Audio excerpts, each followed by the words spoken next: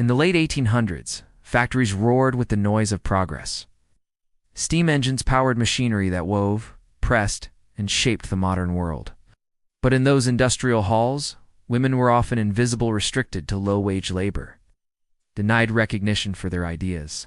That changed when Margaret Knight, a quiet but brilliant inventor from Maine, built a machine that would transform everyday life, one that could mass-produce the flat-bottomed paper bag.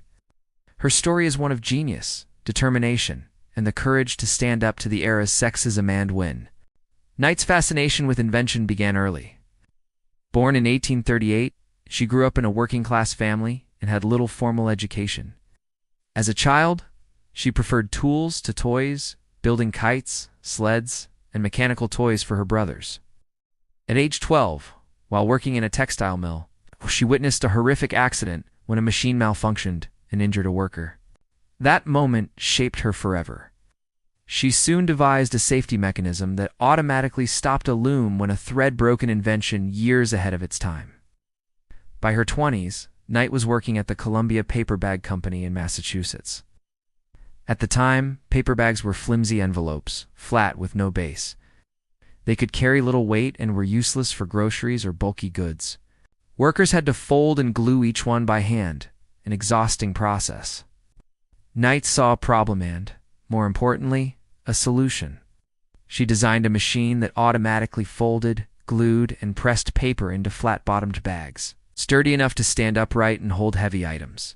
Her design required intricate synchronization between gears, rollers, and plates, an extraordinary feat for the 1860s, especially for someone without formal engineering training.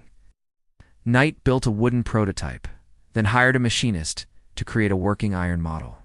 But when she applied for a patent, she discovered that a man named Charles Annan, who had observed her work at the machine shop, had filed an identical patent claiming the invention as his own. His argument in court was as audacious as it was sexist. He insisted that a woman could not possibly understand such mechanical complexities. Knight refused to surrender. She gathered her sketches, models, and notebooks and took Annan to court in 1870. Her defense was meticulous. She demonstrated her design process, explained each gear and lever, and proved she alone had built the original prototype. The court ruled decisively in her favor. The victory not only secured her patent, but also struck a blow against the era's pervasive disbelief in women's technical ability. Machine revolutionized manufacturing. Flat-bottomed paper bags became cheap and efficient to produce, placing cloth sacks and wooden boxes in stores across America. The design has barely changed in over 150 years.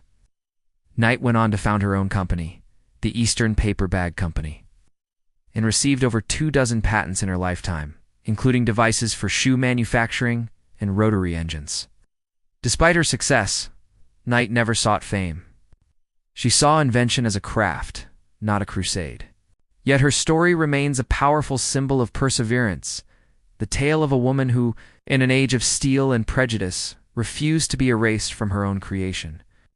Today, every time we carry groceries in a paper bag, we hold a small piece of Margaret Knight's legacy, a reminder that ingenuity knows no gender, and that even the simplest objects can carry the weight of history.